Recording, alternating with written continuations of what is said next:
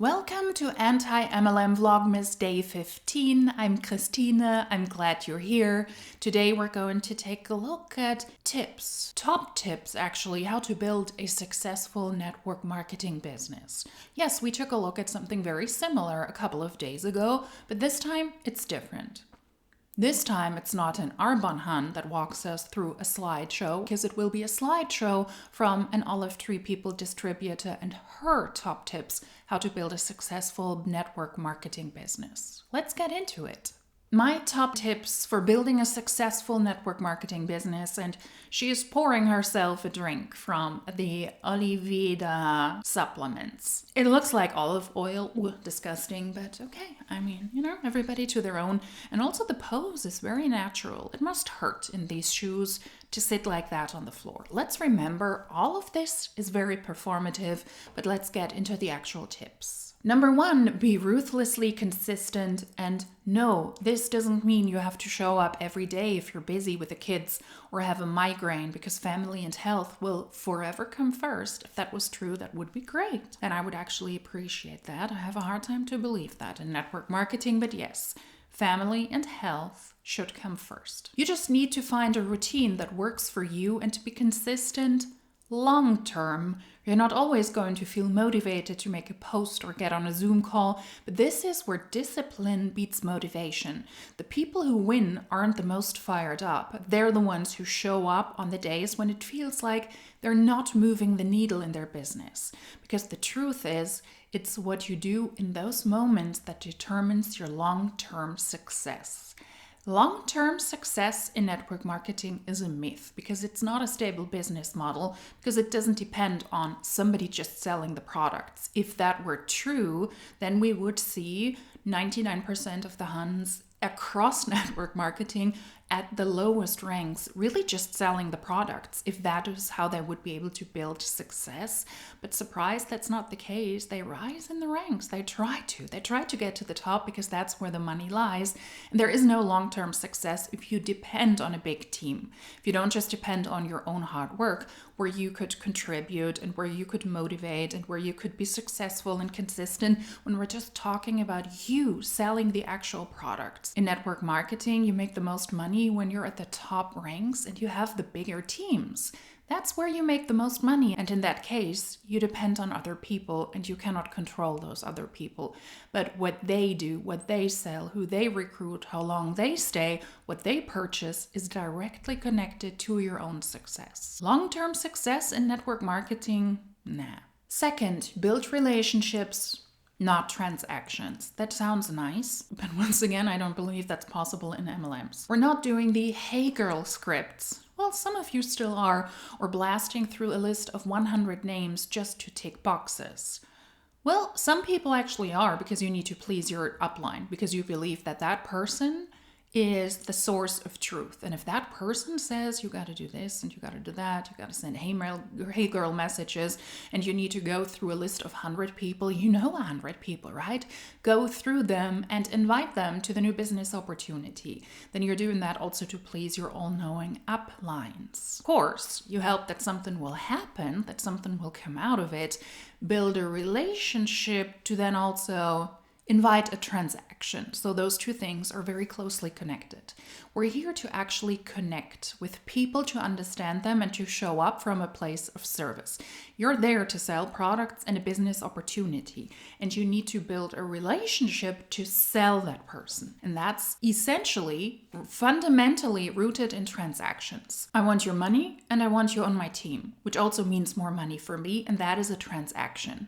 In network marketing, the distributors, many times, they need to tell themselves and each other that they're actually doing that out of a place of service and not because of transactions, moving money, paying their bills. But if you want to be successful in an MLM, I think you do need to brainwash yourself to believe that you're actually offering a service to others, that you're actually helping others. Because if the distributors were to open their eyes, they would see, no, it's a transaction, it's a business model, but I have to tell myself and others that it is not, because otherwise we wouldn't be able to do this, very likely. That's what I think. When you focus on helping people instead of closing people and put everything shifts.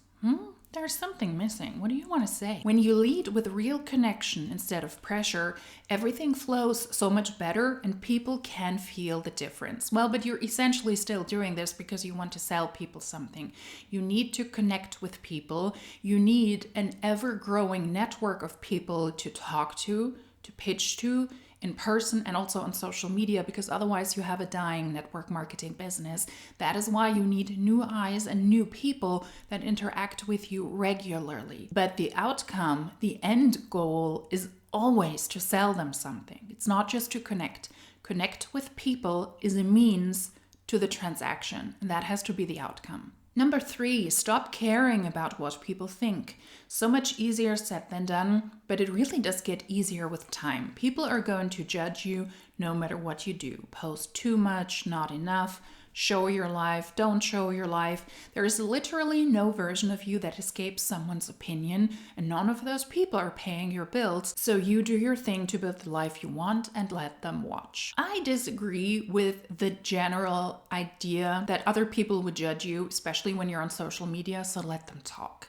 But there are also nuances that we might want to consider. If you do something other people consider unethical, if people are aware that those in network marketing don't make a lot of money, they destroy a lot of existences because of financial greed of that industry, then it's also a good way to speak up and to speak out. And if you have people in your life or people online who like you, who like what you look like, how you sound like, how you post, then they might also point that out to you, and then it might be worth listening, because those are not people who just judge you. Those are people who might have legitimate concerns and who want to warn you to not scam and to not get scammed. In that case, it is worth listening in. Number 4, be yourself and share your personal journey. Post authentic content like the slideshow. I mean, visually it looks very pleasing. Visually it looks very attractive. They put a good amount of work into those slideshows. They're one of the better slideshows, but nothing of that is authentic. All of that is highly curated to connect and sell. Post authentic content, messy, real, and unfiltered. People don't join perfection, they join the girl they relate to. Yeah, that might be true, but then why do you have posts like this where you want to come across as what I would describe perfect? This is not messy. This is not the girl they can relate to. This is a version of a boss babe that wants to present herself on social media. So, share your real journey, personal results, and how the products you share are changing your life. Yeah, that's also a necessity. Lead with your own transformation. Lead with your own story, with your own rags to riches. Lead with your own trauma, and that way connect to people to then sell them on something. People that are very similar to you. No perfect lighting or scripted lines are needed. Yeah, that is true, but ironic, once again, with that slideshow. Messy action is better than no action every single time. No, I don't think so. Sometimes no action is also the better action, but in network marketing, messy action means you do something. You post, you talk to people. It doesn't have to be perfect. It can be cringy, but that way at least you have an opportunity to connect to somebody, to sell, and to recruit. In that case, in network marketing, you hear that a lot, that messy action is better than no, but sometimes no action, like not signing up for the olive tree people, is the better action. Non-action is also an action. The girl brave enough to show up as is the one people trust and want to build with. Is? Okay, maybe we should have read that as well. Grammar, people, grammar. If you post these things and you put a lot of time and effort into taking these pictures, creating the style, creating the reels, also make sure that the grammar works properly. I know I point this out in all of my videos, but it is true. If this is your digital business card, you don't want to distract because you have is writing there. This is gazillion times better than a lot of the things I spoke about in the past videos, where people didn't even bother to work with grammar at all. No punctuation, no capital letters, nothing, as if we're existing in an empty space where grammar doesn't exist, which is really, really distracting, but still, put in the effort. If this is how you genuinely and authentically connect with people, put in authentic effort, genuine effort to do so. Cut your own bullshit. Oh, why would you do that? Come on. No one gets to the top with a scarcity mindset or being in competition with others. Actually, you do. Sometimes you need to be in competition with others. And in network marketing, you are consistently in competition. You're in competition with other MLMs, with other distributors, and you're in competition within your own company and within your own team. You recruit your competition. You're always in competition, especially in network marketing. Working through your own limiting beliefs is key. Investing in personal growth, of course, building confidence, clarity, and resilience makes showing up authentically and attracting the right people effortless. You can mention all of those words in posts as much as you want to, or in interviews, or also in person, but that doesn't mean you show up like that. You also need to show up authentically for people to be able to judge you on that. Authentically, organically, those are buzzwords that, in my opinion, have been used and abused this year alone way too much. Let go of what holds you back and focus on becoming your best self. Your business will follow. Why? How can that follow? If that was the case, then you would have a route, an unimaginable route to success in network marketing. Then you would be able to teach that to other people, and everybody will be successful in MLMs. Everybody will be successful in the olive tree people just by focusing on becoming your best self. That's not how business works. And then we also have an inspirational text. In 2017, I said yes to network marketing as my full-time career when most people told me I was crazy. Why did most people tell you you were crazy? What is the reason? Maybe we should clarify that. Sometimes people tell you you're crazy for no apparent reason. But if somebody says, yes, I'm going to do network marketing, what was the reason that they told you, most people, according to her, that you were crazy?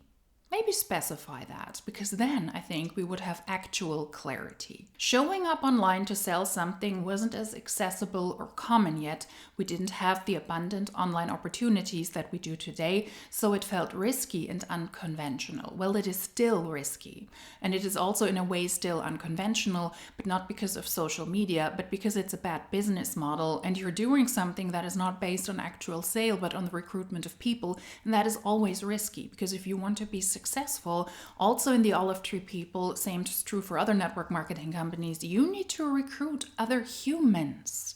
And that is always risky when your success doesn't just depend on your own hard work, but on a bunch of people who are stacked below you, and you depend on each and every person on your team.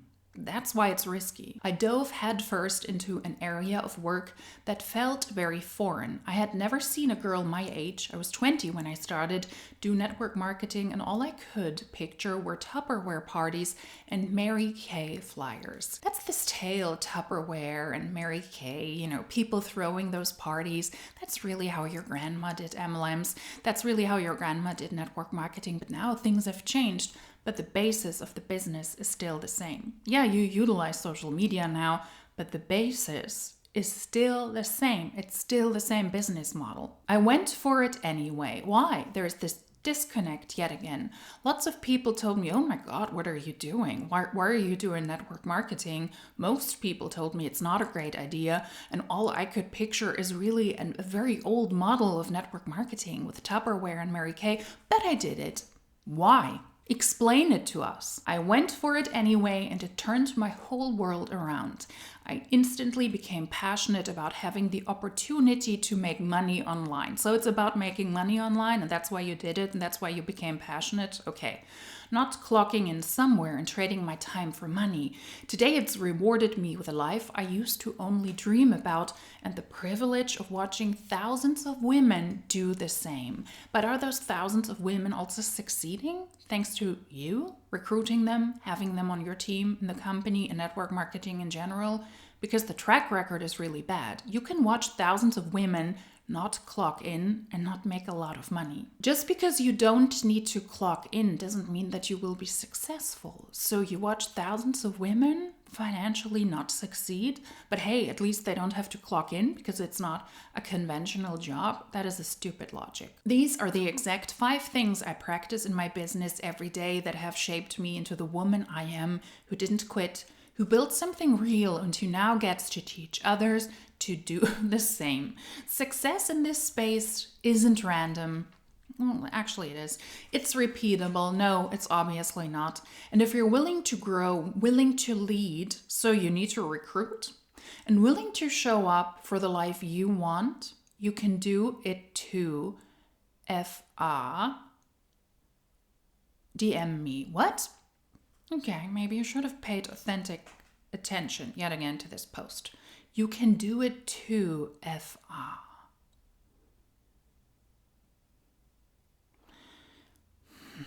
DM me ready and I'll send you something to help you decide if this is the right fit for you.